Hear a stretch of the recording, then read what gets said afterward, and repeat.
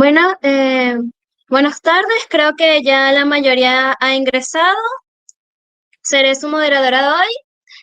Bienvenidos al Seminario de Antropología y Género. Soy Gabriela Guerra, estudiante del noveno semestre de la Escuela de Antropología.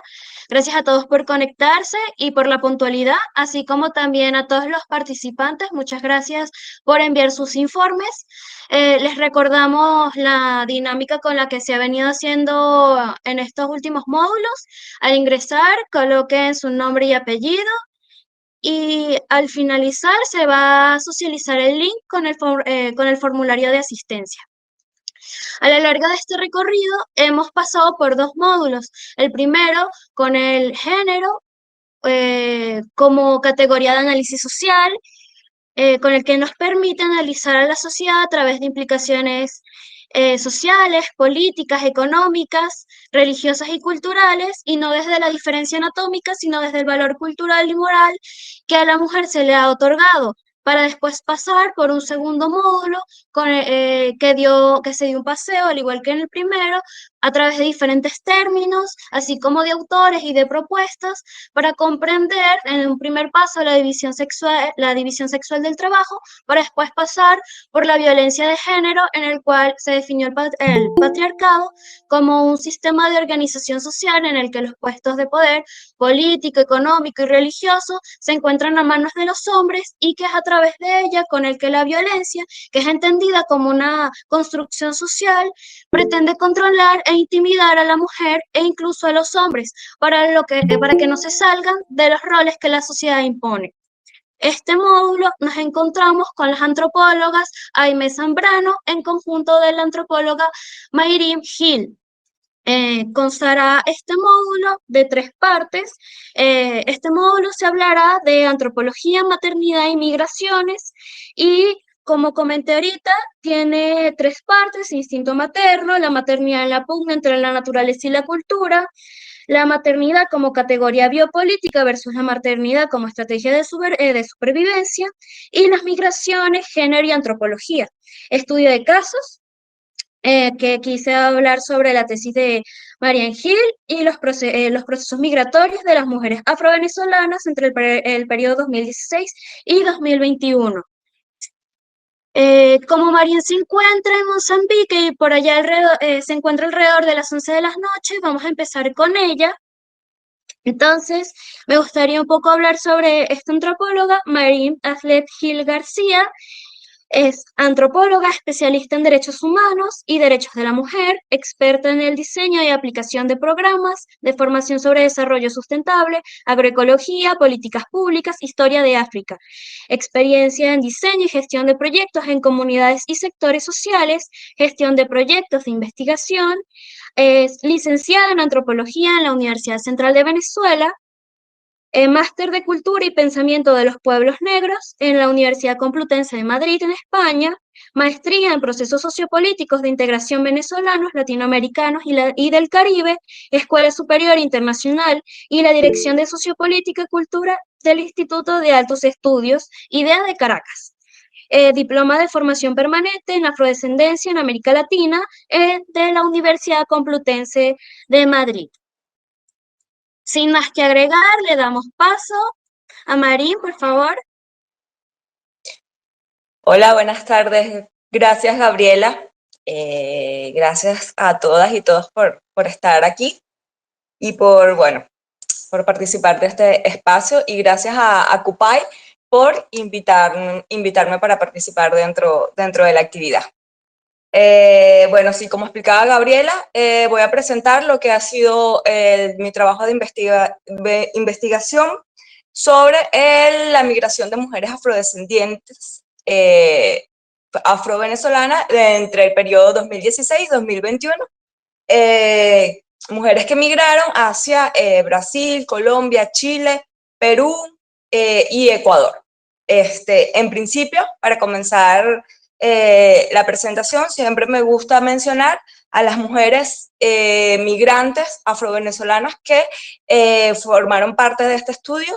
A ellas le doy gracias por tomarse los minutos, por conversar conmigo después de 10 horas de trabajo, 11 horas de trabajo, tener el espacio para dedicarse a hablar y a conversar conmigo, a contar sus anécdotas, incluso a recordar cosas que ya habían guardado en su memoria. Entonces a ellas gracias y se lo dedico para ellas. Bueno, como sabemos, pues las migraciones y la movilidad humana es un fenómeno que ha estado presente en la historia de la humanidad. Bueno, podemos decirlo desde los homínidos, desde que éramos homínidos, desde Lucy, que en África, hasta el presente. Desde la antropología clásica, pues siempre se han realizado estudios sobre la migración. Siempre al principio, pues se hablaba sobre lo que era la migración, centrándose en lo que era la unidad, el país o el espacio emisor, la comunidad de origen, y la unidad receptora, es decir, la sociedad destino, el país destino. Entre los aportes que se pueden mencionar de la antropología clásica para el estudio de las migraciones están los factores de expulsión y atracción como factores fundamentales que intervienen en la migración, donde hay fuerzas como la necesidad, la pobreza, el hambre, que hacen que la población salga de un espacio, de un territorio, y vaya a otro donde hay factores que los atraen, bien sea bienestar, trabajo estable, ascenso social. Ese era el enfoque, uno de los enfoques de la antropología clásica, por hablarlo en términos generales, ¿no? Además que también trabajaban lo que eran las repercusiones producidas por la migración en las formas de socialización de los pueblos. Eso estamos hablando de la antropología finales del siglo XIX, principios del siglo XX, hasta los años 50 del siglo pasado. ¿Qué ocurre en los años 50 del siglo pasado? Pues hay un aumento alto de la migración en el mundo, de los procesos migratorios, el periodo posguerras, hay un crecimiento exponencial de la migración y pues desde diferentes ciencias, desde diferentes líneas metodológicas y teóricas de la antropología, pues entonces se comienzan a incluir dentro de los estudios migratorios el tema de la multiculturalidad, el mestizaje cultural, el conflicto étnico, la integración, el lugar del extranjero en las políticas de acogida, las representaciones y discursos y la experiencia política y cultural de estas personas en sus desplazamientos y en la conformación de las diásporas. Cabe destacar que para este periodo se trata principalmente de estudios realizados por antropólogos hombres, localizados principalmente en países del norte global, que serían receptores de migrantes. Entonces ya desde ahí podemos ver una posición dentro de lo que es su posición como investigadores, desde dónde se estaban construyendo las investigaciones antropológicas sobre migración para ese entonces. Bueno, Aime, por favor, gracias. Entonces, bueno, a partir de la década de los 70 comienza lo que es los estudios sistemáticos de la migración de mujeres. Comienza a usarse un término que se llama denominado feminización de las migraciones, para la que algunas investigadoras dicen, bueno, es que feminización de las migraciones me hace pensar que fue que se incrementó la cantidad de mujeres que han migrado. Pero cuando se revisan números no es que hay un aumento masivo de mujeres migrando, No, el término feminización de migraciones se refiere más bien a la identificación en los registros cuantitativos de la variable género y el incremento de los estudios sobre la migración femenina. Es decir, a partir de los 70 comienzan las estadísticas, los estudios a considerar a la mujer y bueno, a considerar la variable género dentro de los procesos migratorios. Entonces, a partir de ese periodo, pues, se dan cuenta, o sea, las investigaciones dan cuenta de que las mujeres son protagonistas en estos procesos. No migran como simplemente como acompañantes del hombre. No migran simplemente para unirse al hombre que migró, sino que migran con un proyecto propio, que son protagonistas dentro de su proceso y que son sujetas activas, tienen cosas que decir y aportar y transformar en todos estos procesos de la migración. Para algunas investigadoras, pues, hablan de que los enfoques de los estudios de género se pueden organizar como en tres fases. Una primera fase centrada en la inclusión del género en los estudios, que permitió visualizar a las mujeres y entender o tratar de entender cuáles eran las características de la migración de las mujeres. Una segunda fase centrada en seguir la huella del género en los patrones migratorios, la forma en que la migración configura nuevos sistemas de desigualdad. Para ese periodo, esa fase se realizan muchas investigaciones sobre los servicios domésticos, la migración de mujeres para prestar servicios domésticos en los países del norte, Europa, Estados Unidos. Y bueno, una tercera fase que investiga el grado en que el género atraviesa diversas prácticas, identidades, instituciones que intervienen en el proceso de migración.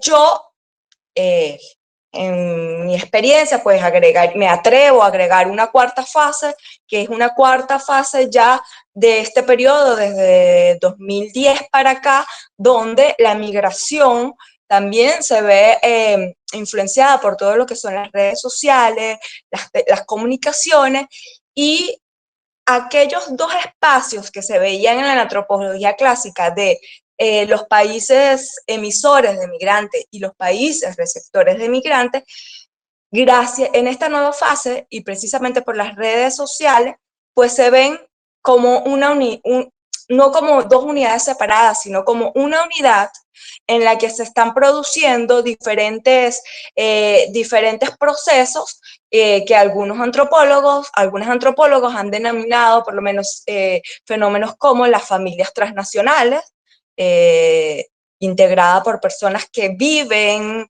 en diferentes países, pero que están permanentemente conectadas. Entonces, está como una fase, a esto me refiero como con una cuarta fase. Bueno, en general, los estudios de género y migración pues han permitido visibilizar a las mujeres en los procesos migratorios, dando cuenta que estas son protagonistas de estos procesos y además develan el rol de las mujeres migrantes en la economía y en la reconfiguración de identidades, de símbolos, de configuración cultural que se dan con estos procesos migratorios. Ahora, los estudios sobre la migración en las mujeres en América Latina.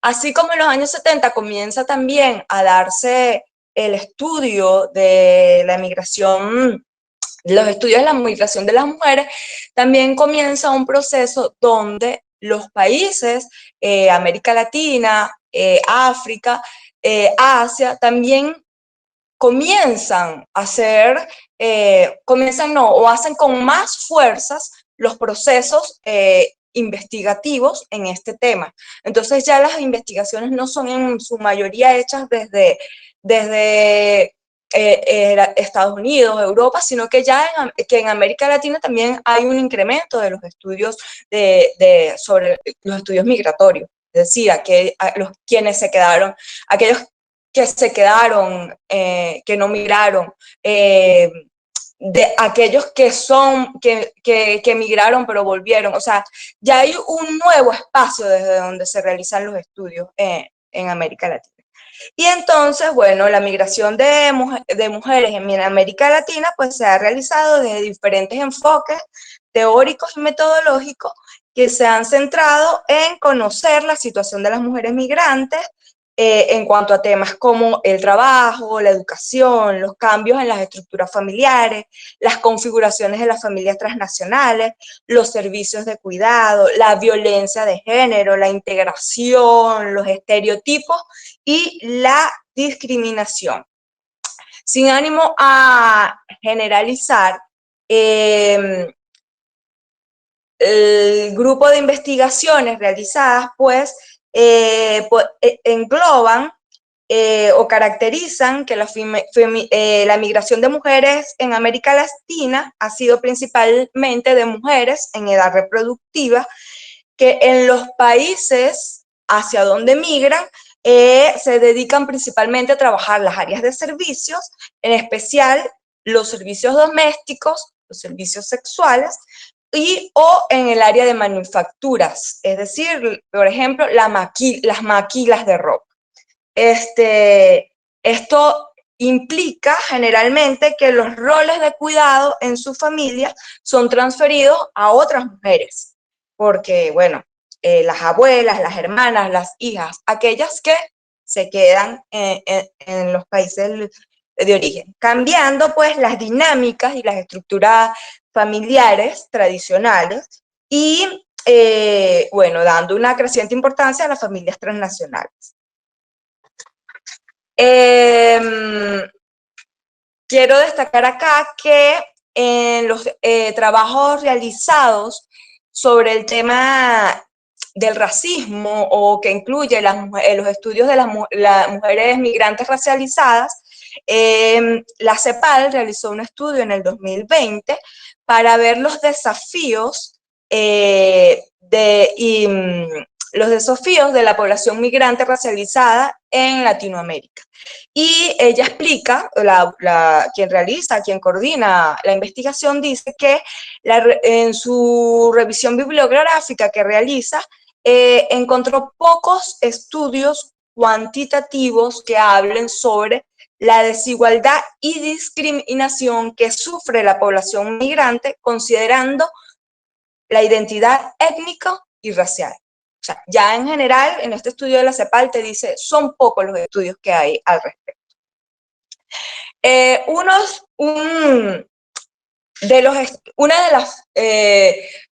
de las líneas que ha abordado el estudio los estudios incluyendo la identidad étnico-racial han sido los estudios descoloniales sobre la migración. Bueno, los estudios feministas decoloniales y el análisis interseccional en la migración pues tratan de evitar o de disputar cualquier generalización que se haga sobre la migración de las mujeres. Es decir, para todas las mujeres no es igual migrar. No es lo mismo para una mujer profesional que migra para hacer un posgrado y se queda en otro país. Son diferentes condiciones en estos procesos de la migración femenina. Entonces, los estudios decoloniales pues problematizan esto y hablan sobre las subjetividades migrantes, las cuales son sus objetos de estudio para visibilizar experiencias de discriminación, estereotipos, racialización, considerando la superposición de categorías, género, raza, etnia y clase. Destacan en América Latina muchos estudios decoloniales en Chile, recientes estudios de coloniales de población proveniente de Haití, Perú, Bolivia, Colombia, y también la migración brasilera hay una importante cantidad de estudios de coloniales. Con respecto a la migración de la población afrodescendiente, los estudios de coloniales se han centrado principalmente en la población haitiana, la población afrocolombiana y la población afrobrasileña. ¿Sí? Quiero destacar sobre los estudios de la población afrodescendiente que se están realizando en América Latina. Quiero destacar uno que se realiza en Chile, en la Universidad de Chile, por María Emilia Tulloch, que me parece que es un estudio que ya tiene 10 años y que trabaja sobre la población migrante morena o negra y las corporalidades afrodescendientes provenientes de Colombia, República Dominicana, Haití y en Chile. Es un estudio bien interesante, se los recomiendo, que me parece que es muy completo. Sobre los estudios de la migración de mujeres en Venezuela. El fenómeno de la migración venezolana, recientemente, desde el 2015, pues ha cambiado como los patrones. Anteriormente, en el siglo anterior, Venezuela era un país receptor de migrantes, pero después, ahora es considerado un país emisor de migrantes, ¿no? Pero además de otro factor importante es que además, después del 2015, la migración venezolana ha incrementado en un número importante la migración hacia la región latinoamericana, porque históricamente la migración venezolana era hacia Estados Unidos o hacia Europa. Bueno, estos nuevos patrones en la migración venezolana ha hecho que, bueno, que se realicen diferentes investigaciones. Queremos saber qué está pasando, ¿no?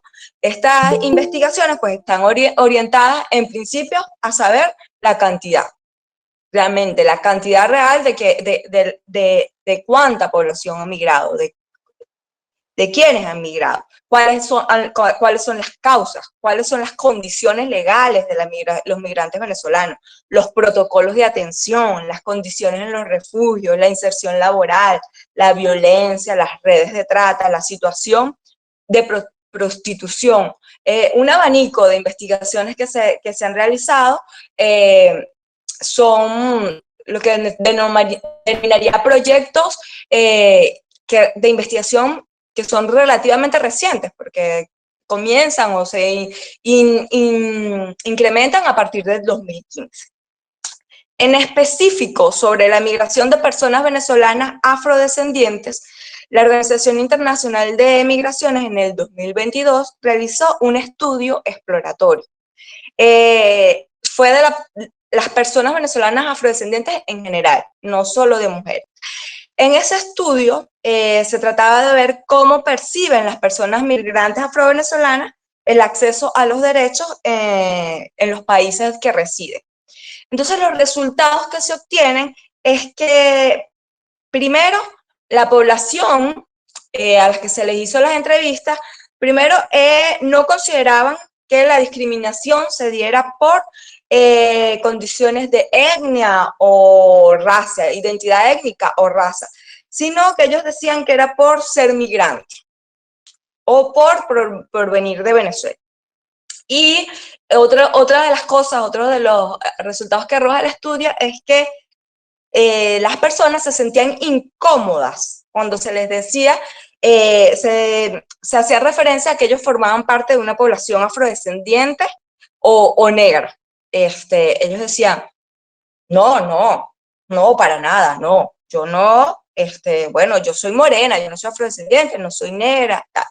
Entonces, bueno, en ese estudio dice, bueno, estas respuestas pueden estar vinculadas a, bueno, como el racismo o como, sí, a un racismo que ha sido disfrazado que fue disfrazado durante el siglo XX, un racismo en América Latina que fue disfrazado bajo la etiqueta del mestizaje, bajo la etiqueta de que somos un pueblo mestizo, pero desconociendo o disimulando a que la población racializada que existía, de los países latinoamericanos.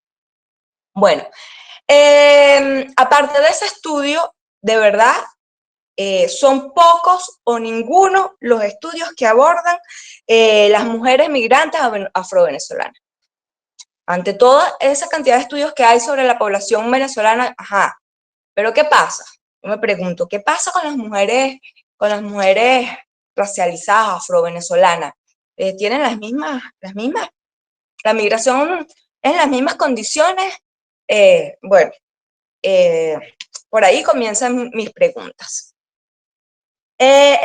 Como dije anteriormente, en el caso de Venezuela, desde el 2015 se registra un importante incremento de la migración. Esto generó diferentes estudios tratando de identificar la cantidad de población migrante. Hasta los momentos no existen cifras presentadas por las diferentes plataformas internacionales o por las instituciones en los países que den información certera de la cantidad de migrantes venezolanos. ¿Por qué? Porque algunas de las cifras se duplican, por ejemplo, cuando una persona cruza varias fronteras, es decir, cruza la frontera colombiana, cruza la frontera peruana, cruza la frontera ecuatoriana, la frontera chilena, y en cada uno de esos países aparece, es un número. ¿Sí me explico? Entonces ahí por ahí ya tienes números duplicados. Pero además las cifras hasta los momentos no han identificado o no dan datos de quienes practican la migración pendular, es decir, van y vienen. Y como es muy frecuente, sobre todo con Colombia, y en algunos casos, o en la mayoría de los casos, estas cifras solo presentan la migración por los espacios regulares, legales, y no por los caminos verdes. No sabemos en realidad cómo es el movimiento migratorio por los caminos verdes, los llamados caminos verdes. Entonces, bueno, ahí sobre cifras exactas, pues es difícil. Sin embargo,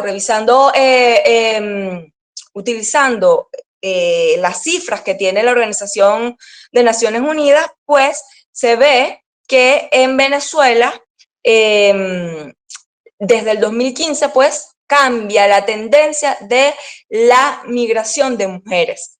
Hasta el 2015 las mujeres venezolanas migraban hacia Europa y Estados Unidos. Desde el 2015 para acá hay un incremento exponencial de la migración hacia América Latina, siendo los principales países Colombia, Chile, Brasil, Ecuador y Perú. Por eso nosotros en este estudio seleccionamos esos 5 países que tienen la mayor cantidad de mujeres migrantes para este estudio. Entonces, los institutos de esos países que han realizado,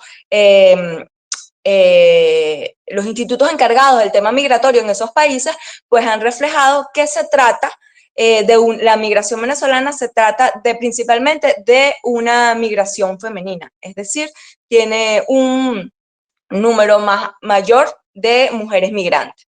Pero, sin embargo, ninguna de las instituciones que registran el tema de las migraciones tienen datos o han publicado datos sobre el tema identidad étnico o identificación racial. Entonces no tenemos allí datos. Bueno, pero más allá de las cifras y más allá de los números, pues es importante cambiar el foco de las investigaciones de la migración venezolana y,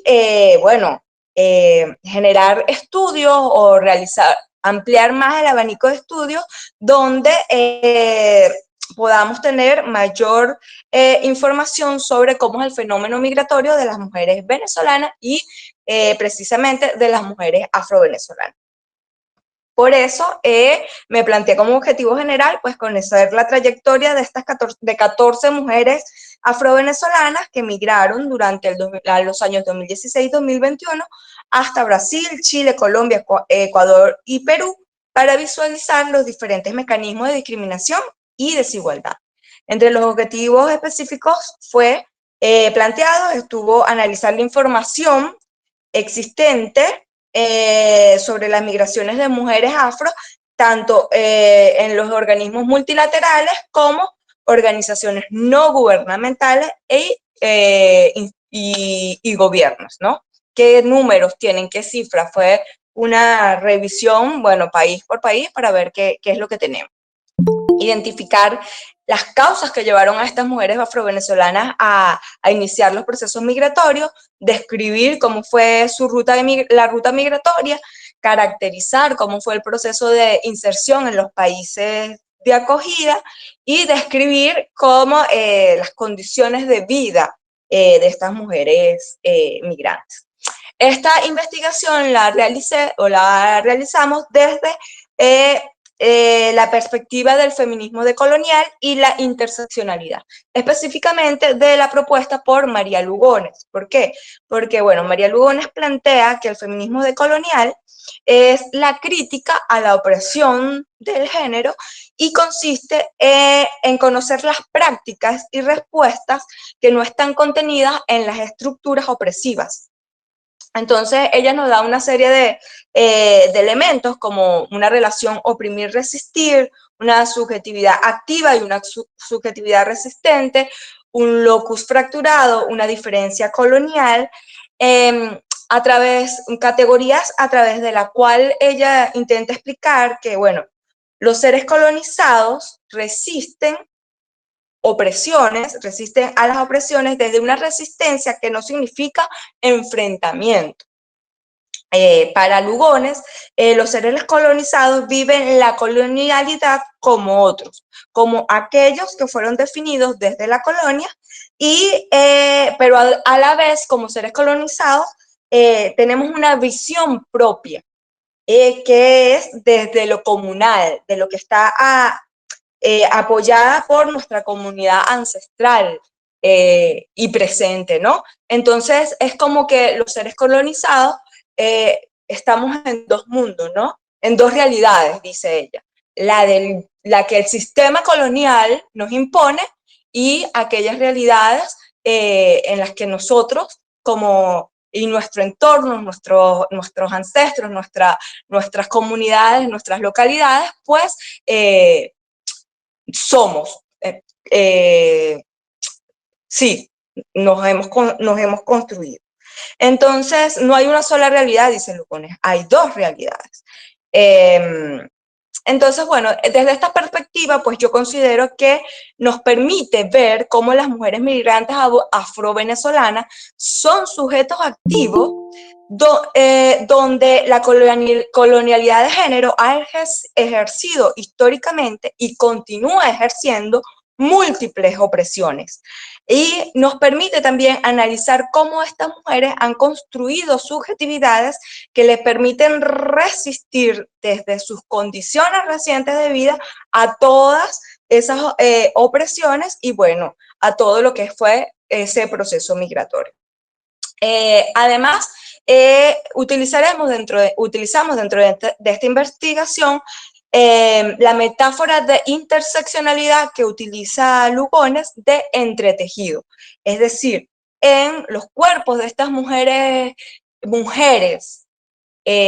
afrodescendientes, venezolanas, inmigrantes, se concretizan diferentes categorías, diferentes opresiones que no se pueden leer de forma separada, porque perdemos o se desfigura las condiciones a las que han vivido. O sea, si estudiamos solo como mujeres, o solo como migrantes, o solo como venezolanas, pues vamos perdiendo, desdibujando las condiciones o las opresiones de las que han sido víctimas. Bueno, en función de estas categorías y sobre estas herramientas que me ofrece el feminismo decolonial, comenzamos nuestro trabajo de investigación. Destaco que es un estudio exploratorio y una aproximación cualitativa, exploratoria porque de verdad hasta el mes de octubre del 2023 pocas o ninguna investigaciones se están haciendo sobre este tema. Entonces, se trata de un estudio exploratorio donde se recopilaron, analizaron y sistematizaron los relatos de 14 mujeres migrantes afro-venezolanas. No queremos dar una explicación generalizada y homogénea sobre el fenómeno de migración de las mujeres afro-venezolanas. Quiero destacar tampoco que no planteamos o no decimos o no queremos decir que las condiciones de las mujeres migrantes afro-venezolanas son o no peores a los de las mujeres migrantes blancas o no racializadas, sino que queremos conocer y problematizar las condiciones como mujeres afro-venezolanas, ¿no? Quiero mencionar algo, ¿no? Cuando comenzamos en el diseño de la investigación, nosotros queríamos hacer, bueno, vamos a trabajar con organizaciones afrodescendientes en los países que estamos en estudio y con instituciones que tratan el tema de migración. Cuando contactamos a algunas organizaciones afrodescendientes, nos responden que ellos no tienen en su ámbito de estudio las mujeres migrantes afro. Para nada, porque ellos trabajan con las mujeres afro de sus países. Entonces, cuando me voy a trabajar con las instituciones o las organizaciones que trabajan con migración en general, me dicen, o con migración de mujeres, me dicen, no, nosotros no hemos o no tenemos publicado o no hemos identificado las mujeres migrantes racializadas. Entonces, te encuentras como que, ok, las mujeres migrantes racializadas no son sujetas de estudio en estos ámbitos, ¿no? En estos espacios. Y bueno, considero que por lo menos las organizaciones afrodescendientes, pues más adelante se van a encontrar con que un número importante de población afrodescendiente es migrante. Por ejemplo, las organizaciones afrodescendientes en Ecuador, pues se van a encontrar que hay un número importante de mujeres migrantes afrodescendientes en ese país. Y bueno, es importante que también sean consideradas para también el desarrollo de políticas públicas o investigaciones y tal. Eso por un lado, por una de las cosas que nos encontramos cuando estábamos realizando la investigación. Entonces, bueno, comenzamos a hablar, hablamos con 21 mujeres afrodescendientes, de las cuales afrovenezolanas migrantes, de las cuales solamente 14 aceptaron hacer las entrevistas. Yo digo, yo destaco, hablamos con 21, pero solamente aceptaron 14. Y lo destaco porque esa diferencia de número también nos dice que aquellas mujeres que no aceptaron, las razones que nos daban marcaban y estaban vinculadas con su tema de la posición de discriminación en la que se encuentran o las condiciones en las que se encuentran por su condición, bueno, de mujeres migrantes afro-venezolanas. Bueno, entonces realizamos las 14 entrevistas a profundidad, estructuramos las entrevistas como en 3 partes, como antes de emigrar, para conocer cómo eran sus condiciones antes de emigrar, sus condiciones socioeconómicas, si fueron víctimas de algunas discriminaciones y las razones para migrar, ¿no? Una segunda fase, cómo fue todo su proceso migratorio, cuándo deciden migrar, cómo fue el viaje, el trayecto, hacia dónde ir, cómo deciden por qué deciden ir a tal y cual país. Y bueno, una tercera fase que es el proceso de inserción en los países donde se encuentran, si si para ellas la migración significó un cambio, si fueron protagonistas, si se encontraron con discriminación y desigualdades, cómo fueron sus espacios laborales, cómo ha sido su inserción dentro de estos países y bueno, los agenciamientos y resistencias que han emergido en ese proceso ante sus nuevos contextos de vida, ¿no?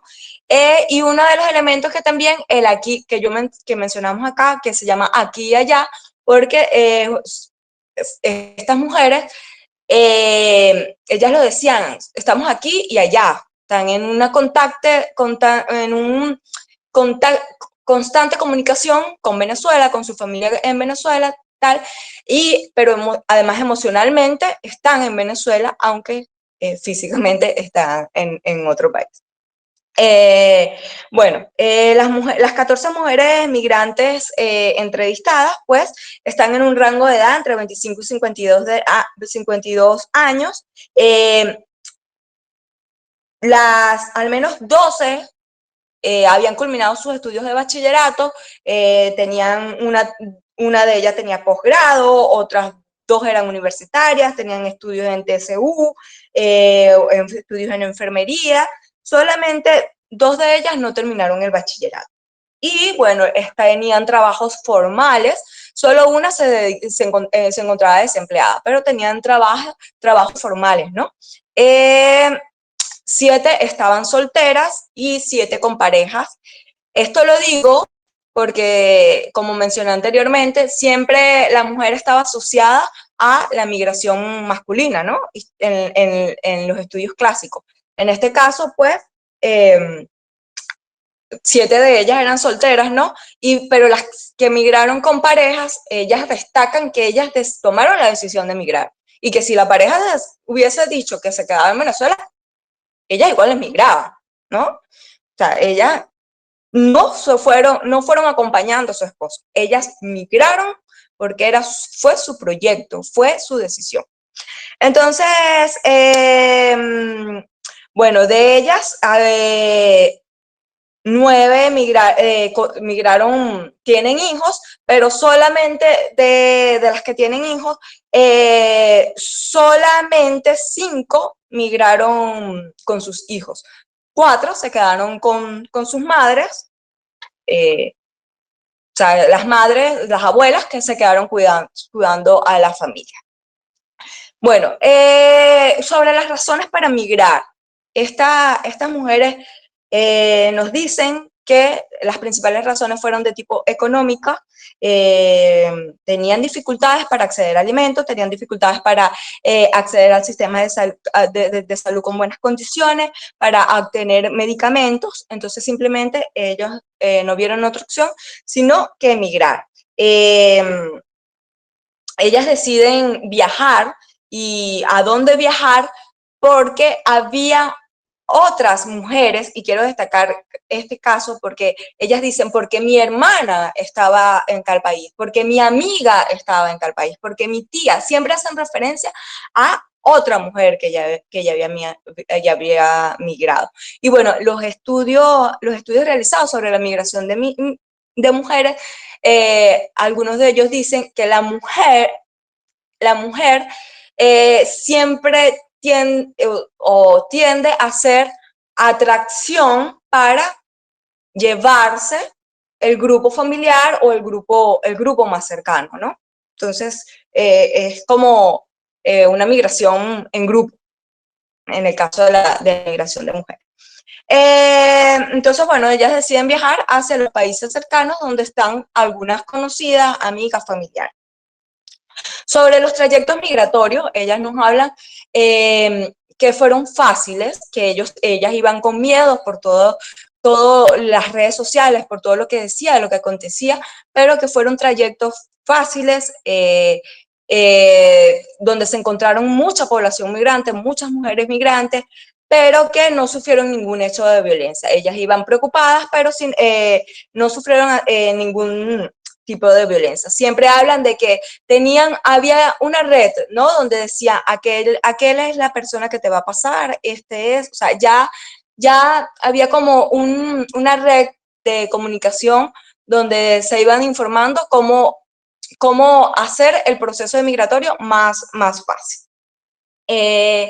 Cuando le hablábamos, conversábamos sobre el protagonismo en sus proyectos migratorios, pues ellas dicen que ellas deciden migrar, ellas toman la decisión de migrar porque necesitaban ayudar a su familia. Ellas necesitaban mejorar las condiciones de vida de ella y de su familia, de su familia, sus papás, su mamá, sus hijos. Entonces, por eso ellas se sienten protagonistas, ellas no se sienten víctimas, ellas destacaban, no, yo no me puedo sentir víctima, yo decidí, porque era mi opción para yo y mi familia sobrevivir a unas condiciones en las que pues estaban difíciles, cada vez más difícil para su núcleo familiar. Y le consideran la migración como un factor de cambio. Ellas al momento de iniciar la migración, ellas decían, bueno, al yo migrar, mi vida va a cambiar. Y bueno, escuchaban historias de, bueno, fulanita se fue, está en mejores condiciones y tal. Sin embargo, en este grupo de mujeres nos dicen que, bueno, que el cambio, hubo un cambio en su momento de emigrar, pero el cambio no significó mejoras. Significó hubo un cambio en cuanto a las expectativas, a los planes que ellos llevaban a migrar, y les tocó ir resolviendo, generando estrategias al momento en su llegada, ¿no? Generando diferentes estrategias para poder ajustarse a sus nuevas condiciones de vida en los nuevos países. Y bueno, sobre las discriminaciones y desigualdades vividas, estas mujeres comienzan hablándonos de que no es por racismo, toda la discriminación es por ser venezolana. Hoy, ya llevo mucho tiempo, me voy a apurar. Es por ser venezolana, pero a medida que ibas escuchando sus relatos, ahí en las láminas están algunos de sus relatos porque yo considero que son súper importantes, pero a medida que y ellas iban hablando, se van dando cuenta que las discriminaciones estaban vinculadas a su condición de mujer migrante racializada, ¿no? Entonces escuchaban, no, pero es que la negra, a los turistas les gustan estas negras, tal. Entonces, bueno, ellas mismas fueron, después que se escuchaban, decían, ok, sí fue, sí hay algo allí. Y bueno, dentro de sus espacios laborales son los lugares donde mayor discriminación han sufrido, y han generado diferentes acciones ellas dicen, para sobrevivir. Nosotros hemos generado estrategias algunas veces tan sencillas, que tú dices tan sencillas, pero es lo que permite mantenerse activo ante sus condiciones. Por ejemplo, dicen, los ignoro. He decidido ignorarlos, porque antes, al principio, cuando llegaba a casa, llegaba llorando, me deprimía. Entonces, para poder aguantar, decido ignorarlos, ¿no? Pero además han generado sus propios proyectos, han generado emprendimientos, han generado tienen ya proyectos, han conseguido financiamiento, apoyo económico para desempeñar proyectos. Cabe destacar que todos en el área de alimentos. Y bueno, ellas hablan de que se encuentran en los dos países, ¿no? Están en el día en el país donde se encuentran trabajando, pero al llegar a sus casas están en permanente comunicación, participan de los cumpleaños online, hablan, mandan cosas, envían cosas, van, vienen. Entonces ellas mismas decían, bueno, estamos aquí, estamos allá. Estamos aquí y bueno, todas extrañan a Venezuela. Cabe destacar que 5 de ellas decían yo estoy ahorrando para comprarme una casa en Venezuela, de mi propiedad, pero no tenían planeado regresar a Venezuela. Ellas dicen, la quiero comprar porque me da seguridad, aunque ellas no tengan planeado regresar a Venezuela. Bueno, como reflexiones finales, yo creo que esta es una investigación exploratoria, ya lo había dicho, porque hay poca información y pocos datos sobre esto. Sin embargo, para estas mujeres afrovenezolanas la migración es diferente, es dolorosa, llena de retos y experiencias que nunca se imaginaron ellos vivirían. Ellas consideran que es importante que se generen estrategias para que esas condiciones de vida no sean tan difíciles. Dentro de las reflexiones, además de hacer necesario, se realicen estudios o se realicen estudios más amplios sobre la migración de mujeres afrovenezolanas, pues también los estados deben generar como bloque, como región, datos y generar programas y condiciones para que esta población pueda desarrollar sus vidas en los nuevos países donde se encuentra. Además que considero que los medios de comunicación juegan un rol muy importante porque los medios de comunicación es necesario cambien el discurso de cómo se representa la mujer migrante venezolana, no como prostituta, no como robamarido, no como malandra. Son mujeres que por condiciones difíciles, por condiciones económicas difíciles, tomaron las decisiones de convertirse en migrantes, ¿sí? Entonces, y bueno, en este proceso, pues, han luchado contra esos estereotipos que les son adjudicados y donde los medios de comunicación, pues, juegan un rol importante. Bueno, yo espero que esta haya sido les dé un motivo para que también desde la Escuela de Antropología pues se motiven a realizar nuestro estudio sobre la migración de nuestras mujeres migrantes y bueno, especialmente de las mujeres también afro-venezolanas. Disculpen porque me extendí y bueno, Aimé.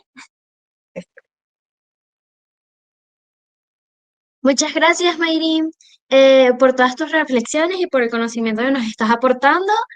Aimé, te damos la palabra. Me imagino que las preguntas son al final entonces. Ok. Bueno,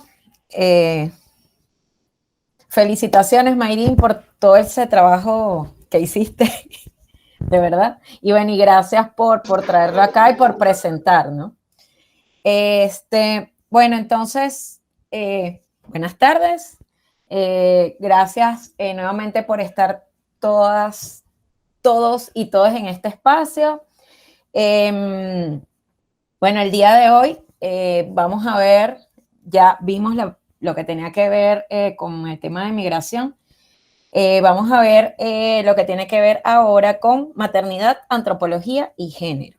Entonces, si por favor pueden compartir la presentación. Y lo otro que quería era recordarles la cuartilla referida a la segunda sesión, que bueno, que es importante para todo lo que tiene que ver a fines de la reflexión que hayan hecho con relación a los contenidos que vimos, ¿no? Entonces, bueno, rápidamente, la siguiente, por favor. Gracias. Ajá. Bueno, a mí siempre me gusta iniciar las sesiones con una pregunta, ¿no? Generadora. Y creo que esta de preguntarnos si existe un instinto materno es muy importante. Entonces, quiero que tengan esa pregunta presente y bueno, y si pueden, la respondan por el chat. Los que puedan y luego vamos a reflexionar un poco más y volveremos sobre este tema. Entonces, bueno, igualmente la idea, ¿ok?, de esta sesión va a ser hacer un recorrido con relación a cómo ha sido el tratamiento que se le ha dado a el tema de la maternidad desde la antropología, ¿ok? Enfocado específicamente dentro de lo que son las corrientes antropológicas, desde la mirada de algunas investigadoras sociales, filósofas, ¿ok? De perspectiva feminista, y problematizar también en base a cómo ha sido la construcción de la maternidad en Occidente y cómo es la construcción y los análisis y estudios que se han hecho con relación a este tema en otros espacios, en otros territorios como África, como América Latina, ¿ok? Creo que esto es importante porque siempre, a veces en espacios académicos vemos muchos contenidos, vemos muchas investigaciones enfocadas en Occidente y no vemos otras propuestas que creo que nutren todo lo que tiene que ver con estos espacios. Y entonces, bueno, la idea precisamente es ver también unas propuestas que a lo mejor no son tan conocidas, ¿ok? Entonces, bueno, vamos a hablar rápidamente y vamos a hacer, cuando hablemos del evolucionismo, del funcionalismo y del estructuralismo, va a ser una mirada relativamente rápida porque muchos de los temas que vimos en las sesiones pasadas tienen relación con este tema de la maternidad, ¿ok? Entonces vamos a hacer un paseo un poco rápido para que nos dé tiempo. Entonces, bueno, la siguiente, por favor. Ok, el evolucionismo. La siguiente, con el evolucionismo, bueno, por supuesto, como en la sesión pasada, entraríamos a hablar de el matriarcado, de Johann Jacob Bachofen, que, como vimos, proponía, ¿ok?, que en la antigüedad existían matriarcados, ¿ok? Y bueno, y vimos todas estas etapas en la sesión pasada. Pero ahora vamos a hablar de cuál era la mirada, ¿ok?, que había con relación a la figura materna, a la figura de la madre. Entonces, en el caso de Bachofen, la figura de la madre era una figura central de la organización social y religiosa. Y bueno, y lo entendemos en base a la propuesta que hacía de que en un principio existía un matriarcado, ¿ok? Y que las sociedades eran matriarcales. Igualmente, él expone en su libro la existencia de lo que se llamaba ginecocracia, que eran sociedades gobernadas por mujeres a las que se les atribuía un poder mágico y religioso derivado de su capacidad para dar a luz, ¿ok? Para parir, para dar hijos e hijas. La maternidad era vista como una fuerza que promovía la armonía social. Igualmente, bueno, había una visión, y lo podemos ver desde esta propuesta del matriarcado, de una maternidad idealizada, ¿ok?, en base, bueno, a la importancia que tenía la figura de la madre, y existía para él una conexión entre la madre y la naturaleza. Igualmente, es interesante hacer este recorrido porque de allí vamos a ver otras ideas que surgen a posteriori en algunas antropólogas y pensadoras. La siguiente, por favor. Igualmente, tenemos que hablar de Morgan. Aquí vamos a entrar un poquito más en el tema con relación a él, porque Morgan, cuando habla de la figura de la madre, lo hace en base a lo que son los sistemas de parentesco. Entonces, claro, propuso una teoría sobre la evolución de la familia y estos sistemas de parentesco, y más que hacer un análisis de la madre en sí, era de la figura de la madre, ¿ok?, como figura central, valga la redundancia, para explicar los diferentes tipos de sistemas de parentesco que existieron, ¿no? Entonces, claro, cuando él habla de estos tipos de sistemas de parentesco, habla, por ejemplo, de el sistema consanguíneo, donde existía primero una especie de promiscuidad sexual. Luego habla del punalúa, que es la unión de parejas de un grupo con parejas de otro grupo. Luego del sindiásmico, que es la unión de un hombre y una mujer sin cohabitación exclusiva, ¿ok? Luego el patriarcal, que es un hombre con diversas esposas. Y, como ven, usaba la figura de la mujer, de la madre, para explicar estos diferentes sistemas y estas diferentes etapas, además, ¿ok? Porque para él, la familia pasaba por diferentes etapas a lo largo de la historia, y cada etapa se caracterizaba por cada uno de estos sistemas que nombré anteriormente. Entonces, bueno, la importancia, él además habla de la importancia de lo que es la línea materna, que en este caso la afiliación se basaba en la madre.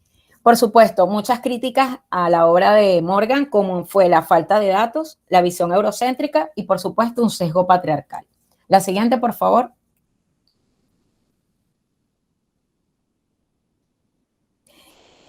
rápidamente, bueno, vamos a hablar del funcionalismo, la siguiente, y vamos a hablar primero de Margaret Mead, ¿ok? Que a diferencia de algunos funcionalistas, ¿ok?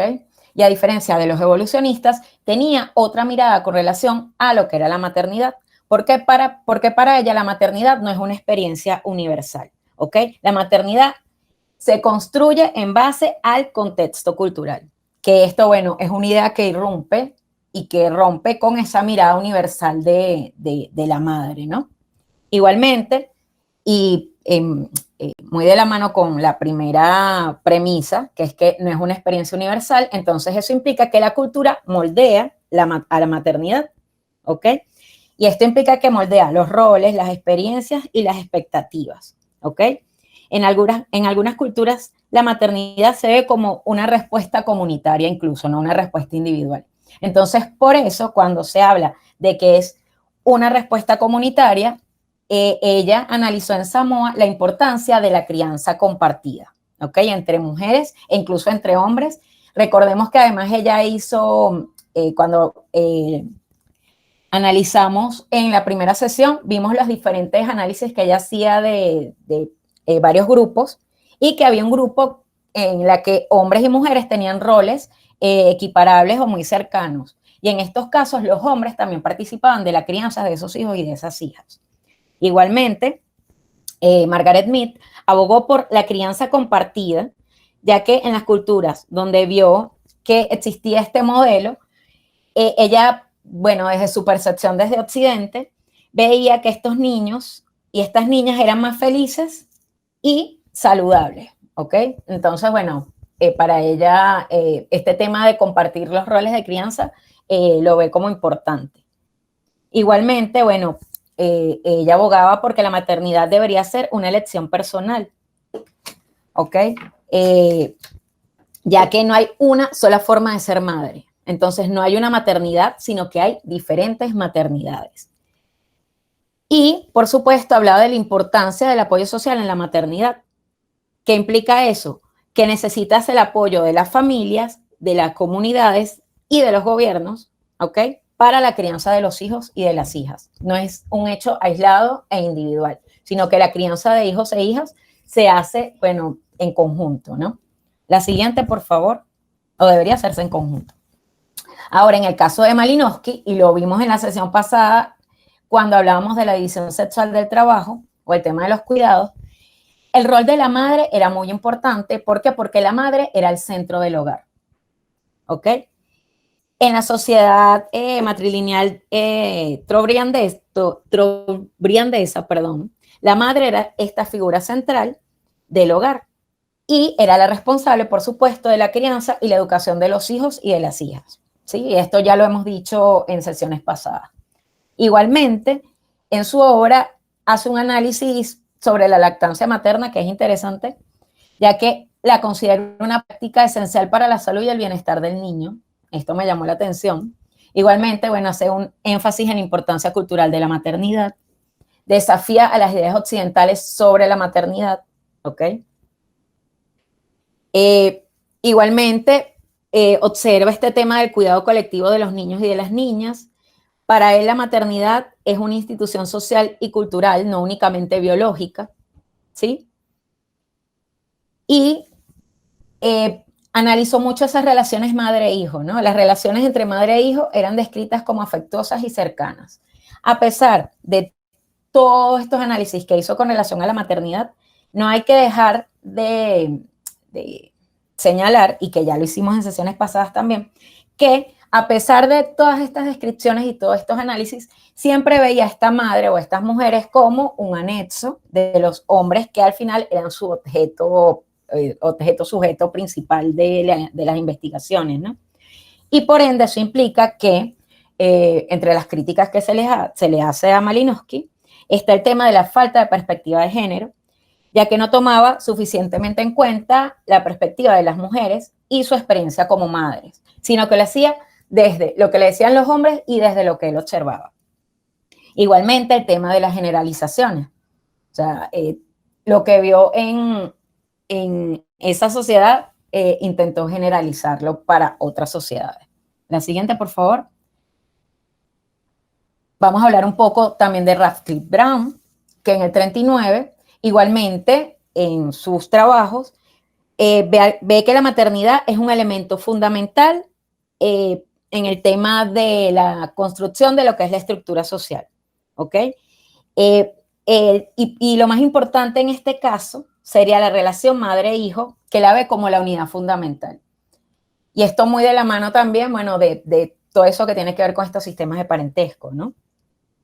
La maternidad no solo es un hecho biológico, sino también tiene un rol social donde las mujeres son socializadas para ser madres, ¿ok? O sea, las mujeres son criadas y socializadas, educadas, bueno, para ser madres y para asumir toda esta tarea, ¿no? Y aquí entra el tema de la división sexual del trabajo, todo este tema de los cuidados de niños y niñas y la transmisión a su vez de lo que sería esta división sexual del trabajo, valga la redundancia. Igualmente hay que decir que no se centró en la experiencia individual de la maternidad, sino en la función social de la maternidad. ¿Ok? Alguien levantó la mano, pero si quiere anote la pregunta y después lo leemos al final, porque es que no va a dar tiempo. Ajá. La siguiente, por favor. Con relación al estructuralismo, la siguiente. Bueno, hay que hablar de Levi-Strauss, por supuesto, y que veía a la maternidad como parte de la estructura, ¿ok? Y en este caso, las mujeres eran vistas como mediadoras, como elementos claves en el intercambio entre grupos, no por su capacidad maternal, no por su capacidad como madre, sino porque el matrimonio, y esto ya lo hemos visto en las sesiones pasadas, el matrimonio entre dos familias generaba alianzas, ¿ok? Y estas alianzas, por supuesto, implicaban un incremento incluso de lo que era el poder político de los hombres. Igualmente, él lo que veía de la maternidad es que era parte de esa estructura, ¿ok? Dentro de este sistema de intercambio, la maternidad biológica tendría un papel secundario. En este caso, lo importante era el lugar que ocupa el hijo o la hija dentro de la red de parentesco, como heredero de un nombre, de un estatus o un rol social. Y en el caso de las mujeres, como ellas terminaban convirtiéndose en objetos de intercambio entre familias, ¿no? La siguiente, por favor.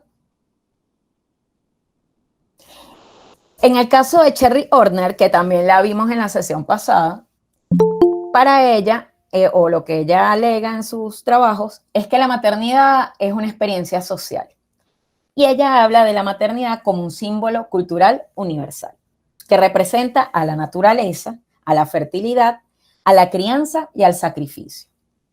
Entonces, para ella, en muchas culturas, es la madre es la fuente de la vida y la encargada de la superación del grupo, ¿ok? Para ella, la maternidad está socialmente construida y varía según la cultura, la clase social y la época.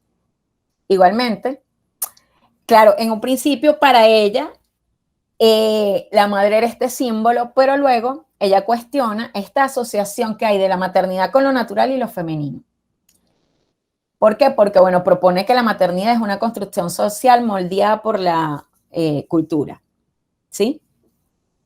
Y resalta la conexión que hay entre maternidad, género y poder. ¿Por qué? Porque las madres tienen poder sobre sus hijos, más allá de ser las cuidadoras. Y por ende esto implica que, bueno, que hay una relación de poder de estas madres sobre sus hijos y sobre sus hijas.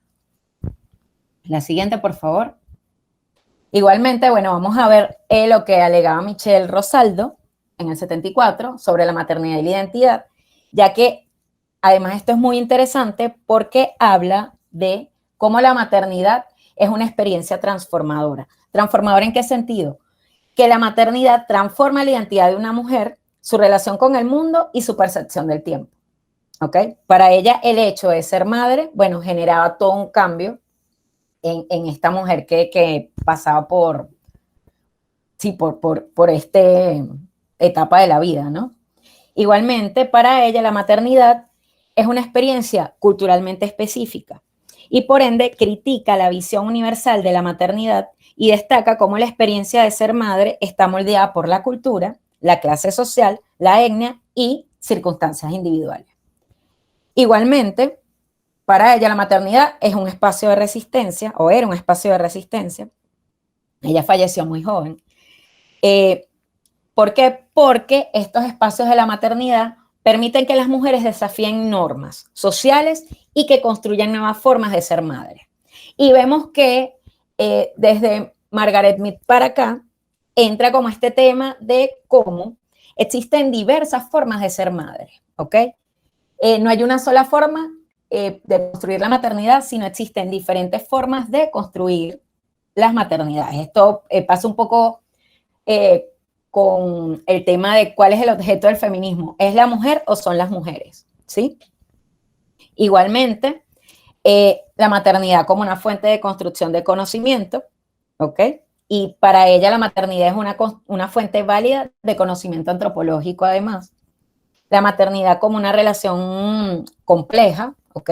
Que no es sencilla, puede generar.